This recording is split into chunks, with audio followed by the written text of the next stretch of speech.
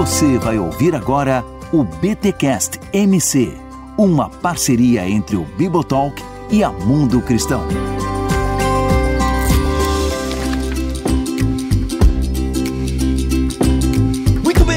Muito bem. Começa mais um BTcast MC, o de número 12. E nós precisamos falar sobre família. E neste podcast da Mundo Cristão, aqui em parceria com o Bibotalk, eu tenho a honra de receber aqui um dos autores da casa. Ele que já publicou alguns livros com a Mundo Cristão. Ele que é pastor, tem anos de ministério, tem muita história para contar. Pastor Lisânias Moura, seja muito bem-vindo aqui à gravação deste podcast com a Mundo Cristão. Rodrigo, para mim também é uma alegria muito grande estar com você. É um privilégio e estou muito contente de poder participar desse programa com vocês. E meu abraço também a quem está nos assistindo. Que seja um tempo muito especial aqui de comunhão também. Muito bom. Pastor Lisânia Moura é pastor sênior da Igreja Batista do Morumbi, em São Paulo, onde tem servido pastoralmente desde 1993. Pastor, é muita história à frente da mesma congregação, hein? É a graça de Deus que fez o pessoal me aguentar já por tanto tempo. Mas quando cheguei aqui de cabelo preto, não usava óculos, então o tempo vai mudando, né? Mas a alegria continua a mesma, como se eu tivesse chegado ontem. Ah, que legal, pastor. Tem muitas histórias também aí guardadas, histórias marcantes.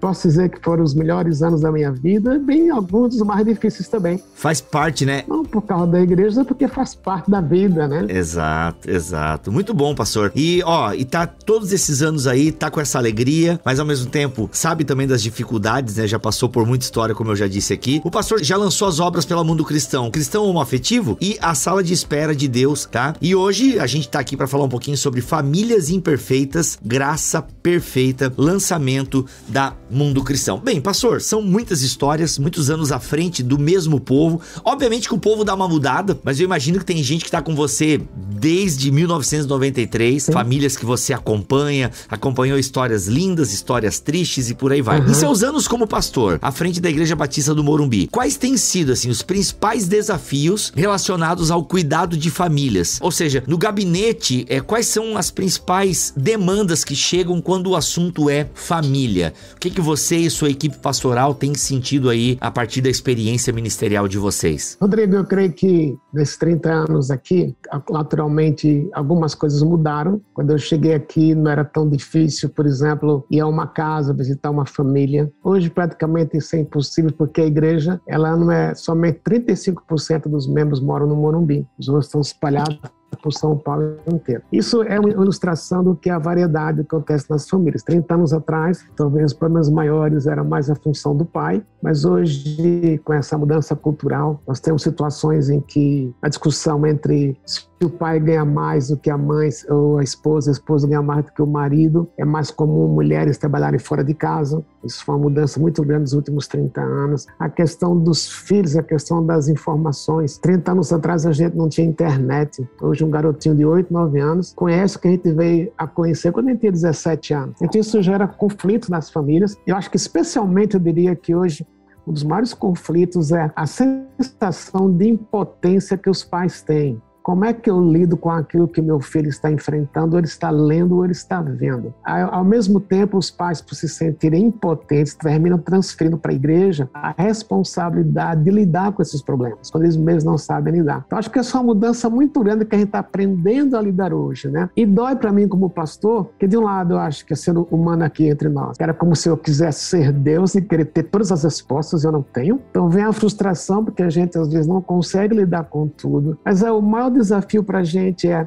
diria como pastor, é que ver essas situações, essa sensação que os pais não têm de como é que eu cuido dos filhos e eu mesmo não tenho as respostas, mas eu continuar andando junto com eles, a despeito de algumas respostas eu não ter. Então isso acho que é o nosso desafio como pastor, de não querer ser o super pastor, mas quando eu não sei dar uma resposta, dizer eu não sei, mas vamos orar juntos por isso. Acho que isso é a coisa mais comum que eu enfrento hoje. Interessante. Nesse caso, pastor Lisânias, como é que você vê a questão da da experiência, porque são anos à frente desse ministério, todas essas histórias. E o senhor falando agora com essa calma, né? Não, porque tem coisa que eu não sei, a gente vai orar e pronto. Mas o Lisânias de 10, 15 anos atrás tinha essa maturidade, assim, ou essa calma diante dessa insuficiência? Vou usar essa palavra aqui com muito respeito, né? Até partindo do que o senhor acabou de falar, mas como é que você vê essa questão, né?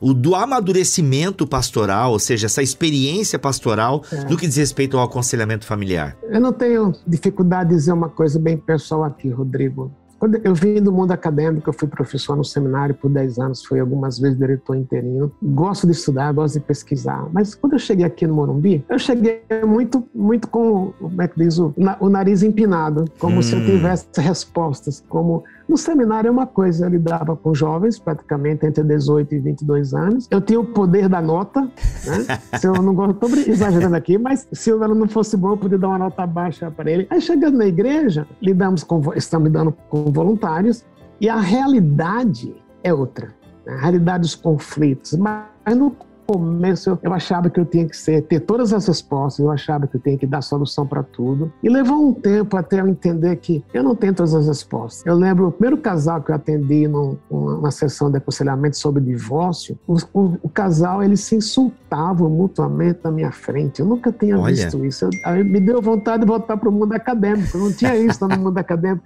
O aluno não ousava discutir com o professor. E aqui na igreja, quer dizer, eu acho que aí o que aconteceu, ao longo dos anos, a gente vai reconhecendo como pastor que eu preciso admitir, eu não sou super pastor. E eu tenho algumas situações familiares que eu não tinha experiência ainda, meus filhos eram pequenos na época, e daí eu tinha que dizer, Deus, eu preciso de ajuda, eu preciso buscar alguém que saiba mais do que eu. E aí esses anos a gente vai amadurecendo assim. Acho que o maior amadurecimento que eu posso dizer é que quando a gente reconhece que a gente não tem o que a gente gostaria de ter e reconhece que a gente não é o que a gente gostaria de ser, eu creio que Deus começa a mudar a nossa atitude, o nosso coração, né? De dizer, eu preciso de ajuda, eu não sou o super-homem, nem sou o super-deus, eu sou alguém que estou em aprendizado, e até hoje acho que a atitude é essa. Entendi. E tu acha que as pessoas têm procurado mais ou menos o gabinete pastoral, pastor Lisânias? Porque a gente tem, e eu acho isso uma coisa boa em última análise, mas a gente tem aí as pessoas procurando mais terapia, né? Galera, nós temos os terapeutas de casais, enfim, então esses profissionais cresceram muito nos últimos anos, a busca por esses profissionais cresceu bastante. Você acha que isso de alguma forma diminuiu a importância do pastor como conselheiro bíblico, como o conselheiro da família? Você acha que houve uma diminuição ou não? As pessoas ainda entendem que a figura pastoral é importante para crises familiares e vocês estão com alta demanda na comunidade local e tu não percebeu tanto essa mudança, mesmo com o surgimento, né, e o crescimento de psicólogos e terapeutas? Boa pergunta, Rodrigo. Assim, objetivamente eu posso dizer que a procura aumentou pelo atendimento pastoral. Mas eu creio que há uma diferença entre o tipo de igreja. Uma igreja que eu diria que é mais de bairro, o pastor é a figura principal, sem dúvida. Uma igreja que é mais urbana, eu diria até de uma situação econômica um pouco melhor, há sempre a busca pelos dois. Em geral, a primeira reação é: tem um filho com problema, então já se procura um terapeuta, né? Como se não tivesse nada errado no terapeuta. Por causa da situação econômica, pensa-se primeiramente muito mais no terapeuta, no psiquiatra. Ao mesmo tempo, há uma busca de uma ajuda espiritual. Aí o pastor é a figura. Especialmente se o pastor é aquele que anda próximo da congregação, em que ele consegue, no bom sentido, dar uma aparência para a igreja, que ele não é um cara inatingível, ele é abordável. O pastor é uma pessoa próxima. Então, ao mesmo tempo que é uma busca, eu diria, profissional de um terapeuta, o aumento pela palavra pastoral demandou muito, especialmente, eu diria, durante a pandemia. Eu acho que a pandemia trouxe vários problemas relacionais para as famílias. Aí o pastor se torna aquela pessoa, para alguns, como se ele fosse o sacerdote, é o intermediário entre a pessoa e Deus, mas ao mesmo tempo é a questão de sentir-se acolhida. No gabinete terapêutico, e não está errado isso, ele vai atrás de um profissional, mas às vezes não tem aquela relação pessoal, enquanto que o pastor tem a relação pessoal. Então ele consegue andar de acordo com o nível socioeconômico com as duas pernas, uma perna no terapeuta, uma perna no pastor. Quando é a sua igreja mais simples, o pastor é a única pessoa. E eu diria que os dois lados são saudáveis. dependendo de quem a pessoa está recorrendo, para quem ela está recorrendo. Muito bom. Na tua opinião, pastor Lisânias, qual é a contribuição, assim? A contribuição só o pastor, não o terapeuta, não o psicólogo, deixando bem claro aqui, gente. Bem, quem acompanha nosso trabalho sabe o quanto nós apoiamos a saúde mental, os terapeutas, os psicólogos. A gente é super a favor do cristão tratar com terapeutas e tal. Mas, na sua opinião, como um conselheiro, como alguém que escreve sobre o assunto, qual a contribuição que só o conselheiro bíblico, só o pastor ou a pastora pode dar, assim, pode dar a uma família em dificuldade? Eu creio que a partir do terapeuta, em geral não é uma regra fixa. O terapeuta não vai ser muito diretivo. Ele vai fazer a pessoa pensar, ajudá-la a descobrir o caminho, sem necessariamente impor. Por outro lado, na igreja, o pastor tende a ser diretivo quando ele busca na palavra de Deus a resposta. Eu estou dizendo que ele sempre vai ter a resposta correta, mas como pastor, muitas vezes, sentindo a dor do rebanho, é preciso que o pastor diga: a Bíblia, a palavra de Deus diz assim. E ele diz: esse é o caminho. O terapeuta, ele vai fazer a pessoa trazer à tona o que ela está passando, o passado dela, ajudá-la a entender o seu passado. Essa contribuição é fenomenal, ajuda a gente a lidar com os nossos problemas. Por outro lado, quando eu olho para a palavra de Deus, a palavra de Deus está tão interessada numa causa, mas o que é que eu vou fazer depois que o problema vem? Deus tem para esse assunto é esse. Algumas vezes é um assunto muito que não está tão claro na palavra de Deus, mas pelo menos o pastor se torna um recurso. A pessoa perguntar para ele: olha, se eu tivesse que decidir, o que é que eu decidiria? O pastor pode responder para o paciente, se eu posso falar assim, o caminho é por aqui. Ele pode dizer: pensa mais. Mas eu creio que, de uma certa forma, o crente, ele gostaria que o pastor desse uma direção, e acho que é o nosso papel. Algumas vezes eu não vou saber dar, eu tenho que ser honesto. Mas a maioria das vezes a gente pode lidar. O caminho é esse, na dependência de Deus. Aqui na igreja nós temos um centro de aconselhamento, em que tem um atendimento pastoral e tem psicólogos, tem psiquiatras, tem pessoas que trabalham na área social, justamente para a gente trabalhar junto. Às vezes a pessoa tem um atendimento com o terapeuta, com o psicólogo, e tem um atendimento pastoral. A gente consegue trabalhar junto as duas ideias, os dois caminhos, melhor dizendo. Muito bom, muito bom.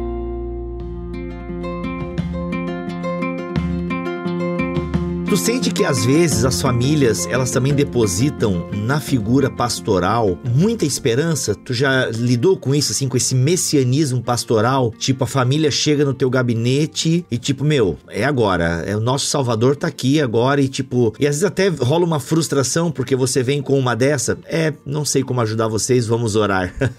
Sem dúvida, Rodrigo, acho que isso acontece, não vou dizer rotineiramente, mas é que às vezes o pastor ainda é visto como sacerdote entre a pessoa e Deus, entre a família e Deus. E aí busca no pastor como se fosse Deus falando. Eu creio que tem duas situações. Uma é que realmente a pessoa olha para o pastor como aquele enviado de Deus, como se fosse um intermediário, realmente, como eu disse. Mas há outras que é hora de desespero. A família está desesperada. Eu diria que até ultimamente a questão afetiva, né? Quando os pais sabem, quando o filho diz sair do guarda-roupa, quando o filho sai do guarda-roupa, é muito comum os pais chegarem no gabinete pastoral desesperados. O que é que eu faço agora? E eles esperam uma palavra final. O caminho é esse. Eu espero que o pastor diga: a solução é essa, que Deus vai mudar a vida do seu filho hoje. Por outro lado, como é que a gente devia lidar com a situação? É chamar a pessoa, chamar a família para perto, oferecer a ajuda que eles podem, que o pastor pode dar, orar com eles e acompanhá-los, porque nem sempre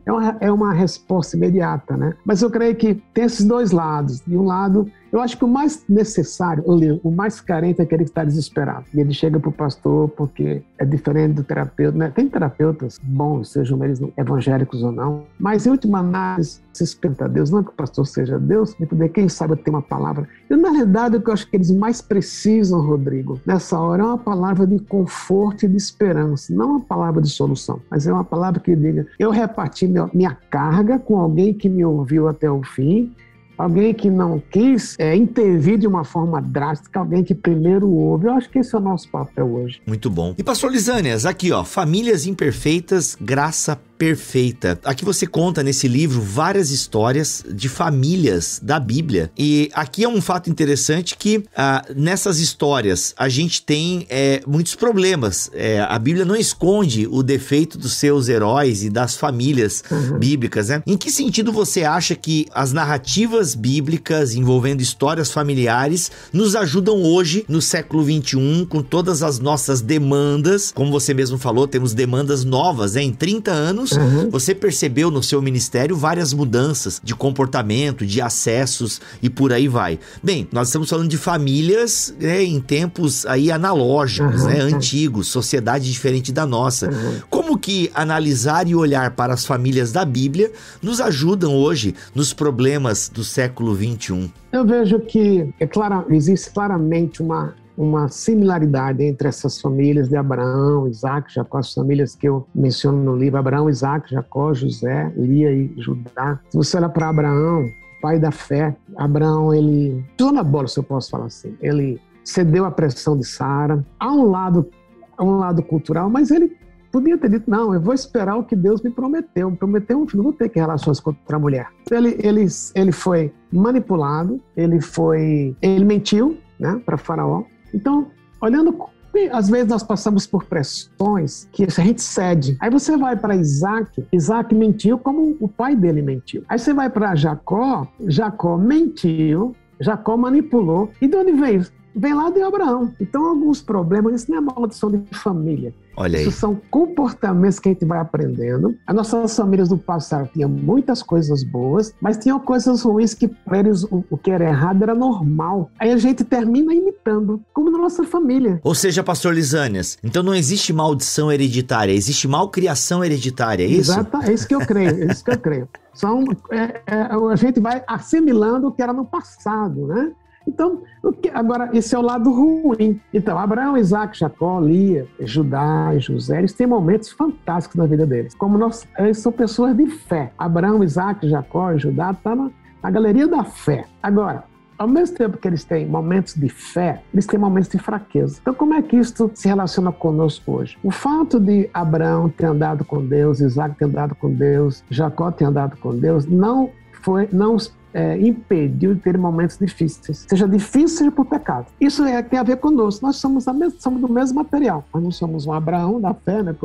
Era Abraão, pai de Israel, ou pai da fé, mas a gente tem momentos de confiar no Senhor e tem momentos que nós erramos. O que é que isso tem a ver conosco? É que por mais imperfeita que seja uma família, por mais imperfeita que foi a família dos patriarcas, a graça os conduziu e levou para momentos fantásticos com Deus. É isso que eu queria comunicar no livro, que é a esperança. Na minha família tem disfuncionalidades, tem algumas disfuncionalidades. E teve um tempo que eu ficava muito frustrado com isso. Aí o que é que Deus fez? Na medida que eu fui estudando esses personagens, numa série de mensagens que nós pregamos aqui na igreja, aquilo falou muito comigo. Me trouxe esperança, me trouxe o fato de que, eu sou pastor, não sou melhor do que ninguém. Exato. Nem por eu ser pastor, eu sou protegido de ter momentos difíceis. Mas a mesma graça que chegou para Abraão, Isaac e Jacó é a graça que eu ofereci a mim. Por isso eu posso ter esperança dessas disfuncionalidades ou as disfuncionalidades da minha família. É isso que me confortou. Por isso eu escrevi esse livro. Muito bom, gente, muito bom. Tem várias histórias aqui, ou seja, essas que o pastor já mencionou, tá? Então você faz uma análise do relato bíblico e faz aplicações pastorais em cima, né? Então nós temos aqui a família de Abraão e Sara, temos a família de Isaac e Rebeca, temos a família sem limites, filhos selvagens. Eita, a família de Jacó. Família de Jacó, né? Rapaz, o que é? Como assim filho selvagem, rapaz? Eita. Porque, veja, se você lembra quando os filhos de Jacó viram que a irmã tinha sido estuprada, eles saíram atrás, eles quase que mataram todos os homens daquela cidade e Jacó não fez nada. Quer dizer, foi um crime horrendo, foi um genocídio, se eu pudesse falar assim. E Jacó foi passivo, ele não estabeleceu limites para os filhos. Se você olha os 11 filhos de Jacó contra José, os 10 filhos de Jacó, Benjamim era pequenininho, os 10 filhos de Jacó trucidaram José. E Jacó não pôs limites. E às vezes eu acho que pra gente hoje, na sociedade que a gente vive, que pai e mãe trabalham fora, os dois se desgastam, às vezes para compensar a ausência de casa, eles deixam os filhos fazerem o que eles querem. É o mesmo problema. Então, os filhos de Jacó foram selvagens, é uma linguagem muito exagerada, mas nós criamos filhos selvagens quando a gente não estabelece limites. É o menos problema. Agora, esses filhos selvagens, como todos os filhos de Jacó, a graça de Deus chegou na vida deles, através de Judá. E o ciclo foi quebrado. Olha só, ou seja, você relata o problema, a situação, mas sempre tem a graça, né? Ou seja, as famílias são imperfeitas, mas a graça de Deus é perfeita. Ou seja, temos muita graça no Antigo Testamento. Isso é muito legal.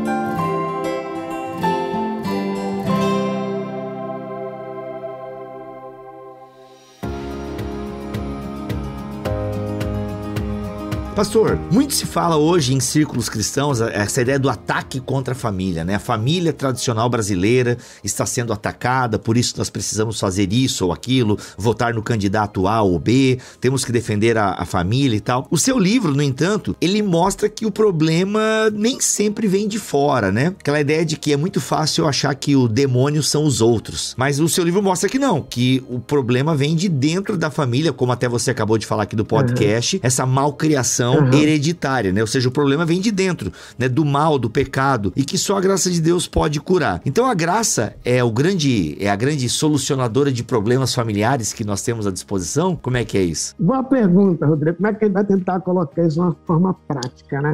Vamos lá. Eu creio que, não sei, eu não sou uma palavra nisso, mas vamos repartir aquilo que eu estou tentando aprender. Quando eu falo da graça, a graça pressupõe. Aliás, eu só vou valorizar a graça quando eu olho para mim e vejo em mim um homem falido, em termos extremos, mas é isso. Eu só posso valorizar a graça quando eu olho para mim, quando eu vejo que sou pecador, e por ser pecador eu preciso de um salvador, preciso de perdão. Agora, isso não tem a ver apenas com o lado de pecador. É a graça quando eu não sei ser um pai. Eu não sei ser um pai, ou eu não sei ser uma mãe. Então é quando eu digo, eu queria educar o meu filho da forma que Deus quer, mas eu não tive isso na minha família anterior, eu fui criado sozinho, meu pai era ausente, minha mãe era ausente. E agora, o que é que eu faço hoje? Nem todo mundo tem uma igreja próxima que tem recurso, nem todo mundo está numa igreja, nem todo mundo tem recursos, nem todo mundo está próximo de uma igreja que tem ensino, né? Então, o que é que eu preciso? Como é que eu olho a graça? É quando, da mesma forma que eu disse, eu sou pecador e preciso de um salvador, é quando eu digo, eu não sei ser pai, eu não sei ser mãe, como a Bíblia diz ou como eu espero. E o que é que eu vou fazer? Aí tem o lado de realmente depender de Deus me ajuda. Por exemplo, pais que não sabem colocar limites. Porque quando ele diz não, o filho fica de cara feia. Se ele diz não, o filho diz, se você me amasse, você não diria isso. Ou ele diz, na casa do meu vizinho, o pai deixa eu fazer tudo e você não deixa eu fazer aqui. Aí o filho fica de cara feia. Aí o pai, realmente, eu sou ausente, eu trabalho muito. Não é esse não é o caminho. O caminho é dizer, Deus, eu vou pôr no teu poder, eu vou pôr limites para o meu filho. E mesmo que ele fique de cara feia, eu vou aguentar porque o Senhor vai me capacitar para aguentar. Eu acho que é aí que entra a graça. Ele não sabe o que fazer, mas ele recorre para Deus e mesmo sem ele merecer, Deus dá a capacidade. Porque muitas vezes foi assim na minha casa, tem às vezes, como todo pai passa, toda mãe passa, né? O filho diz não para o filho não gosta. A hora de voltar para casa é 10 da noite. Não, mas eu quero ficar até meia-noite. Não. Se você me amasse, você deixaria eu chegar meia-noite. Às vezes dá para ceder, mas quando eu digo, Deus, eu sou muito fraco, eu sou muito vulnerável, eu não sei dizer não. Me capacita para dizer não. Aí eu acho que isso é graça. Que Deus já devia saber fazer isso, não faz, mas Deus me capacita para fazer. Aí dentro da sua pergunta, eu digo se eu posso estender mais um pouco a resposta. Fique à vontade, pastor. É que os ataques, tem ataque externo? Tem. Você não tem conta, seu filho tem um celular, seu filho de 12 anos tem um celular. Ele está lá na escola. Você não tem controle do que ele está assistindo, sabe? Mas, o que é que eu posso fazer? Eu posso ter conversa, estabelecer limites, verificar o que ele vê, verificar o que ele está assistindo, verificar os links que ele está acessando e diz, não, se você continuar nisso, eu vou cortar o celular. Eu creio que o problema não foi o diabo que está fazendo o filho ver o que o filho quer ver. É a gente, por essa falta de capacidade, por limites. Foi o que a gente falou há pouco, foi o que Jacó fez, não pôs limites. Agora, se eu não sei como fazer, eu vou na igreja, esperando que a igreja bata no meu filho, bata de falar. Não, tem que ser em casa, a igreja complementa, né? Eu tenho que dizer, filho, eu não sei o que fazer nessa situação, mas a minha palavra para isso é não. Por quê, pai? Não, eu não sei até por quê, mas a casa não é o pai que manda? Então, eu não sei por quê, claramente, mas eu estou pondo esse não. Aí que entra a graça, de a gente poder, Deus me capacite para estabelecer esse limite. Aí que entra a graça, que vai ajudando a gente manter distante, até certo ponto, os ataques de fora da família. Muito bom, pastor. Bem, para encerrar essa nossa conversa, pastor Lisânias, por gentileza, uma palavra pastoral aos pastores, pastoras, aos líderes que nos ouvem em relação a esse tema da família. Eu tenho alguns mentores, 2 mentores especialmente, que marcaram minha vida. E um deles, o que marcou mais talvez, ele era um erudito, mas é piedoso. E o que mais me marcou foi quando eu estava com ele em sua casa, andando com sua família, minha família com a família dele, é que eu via que ele era normal. Tinha horas que ele perdia paciência com a esposa, mas ele chegava, acertava as contas, pedia perdão. E para mim era interessante ver aquele foi meu professor no seminário de Dallas, aquele super homem, mas ele não se curvando atualmente fisicamente, mas ele admitindo. E dizendo muitas vezes que para o filho dele, que eu acompanhei, os filhos são grandes, 2 deles são professores da Universidade Americana, ele dizia, o filho vinha com as perguntas, falava, filho, eu não sei responder, mas me dá um tempo para eu pensar. O que é que eu estou tentando dizer? Para a gente como pastor, a gente precisa descer do púlpito ou tirar a toga pastoral. Dizer que o que as famílias da sua igreja, da minha igreja passam, às vezes são os mesmos problemas que a gente passa. Mas se eu dou uma aparência de que tudo está certinho, que eu não tenho conflitos, isso me afasta das pessoas. Não é que eu vou colocar no varal todos os erros que eu cometo, né? Mas eu preciso transmitir do púlpito, não para eu ser visto, mas uma vulnerabilidade, que o mesmo Deus que eu estou ensinando as pessoas terem que depender, é o mesmo Deus que eu preciso depender para os meus conflitos. Eu tenho 2 filhos, uma esposa que eu amo de paixão, mas de vez em quando, maneira de dizer, a gente tem nossos DRs também, sabe? A gente discute, não de briga, não é briga, mas de coisas que a gente discorda. E no princípio do meu casamento, eu não admitiria isso. Eu sempre tenho que ter a razão. Né? Mulher não pode falar, mulher tem que estar calada. Gente, sofri muito com isso. Então hoje tem dias que eu admito, bem, minha esposa chama Teca, desculpa, eu podia ter dito o que eu disse de outra forma.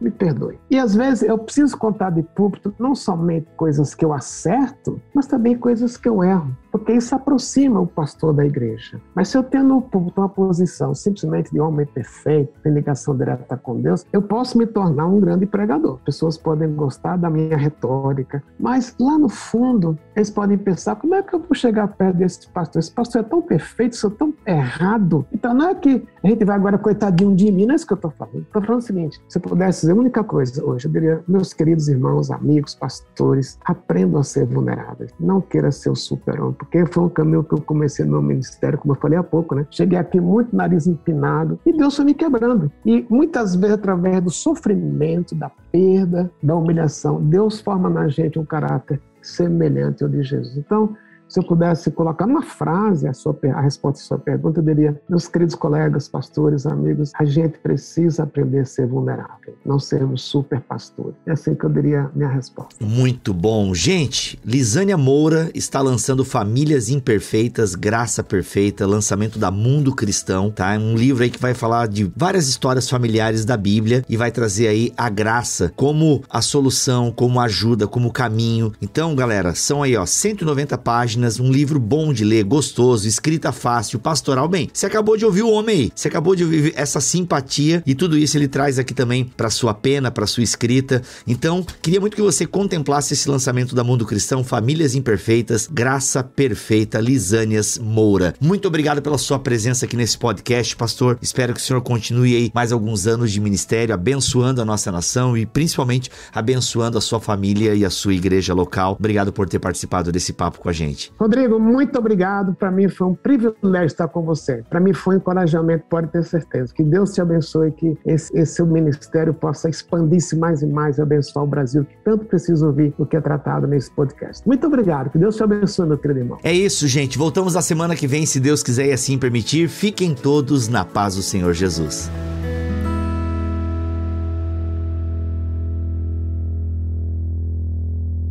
Este podcast foi editado por Tuller Bibotalk Produções.